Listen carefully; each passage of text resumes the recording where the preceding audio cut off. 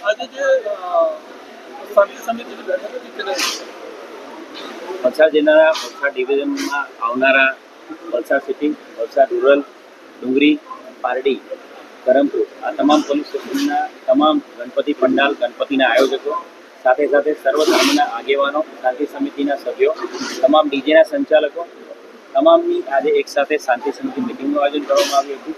400થી વધુ લોકો આ શાંતિ સમિતિ મિટિંગમાં જોડાયા હતા. તમામ આગેવાનો, તમામ આયોજકો પાસેથી એમના જે પ્રશ્નો છે એ બાબતે વાતચીત કરવામાં આવી હતી.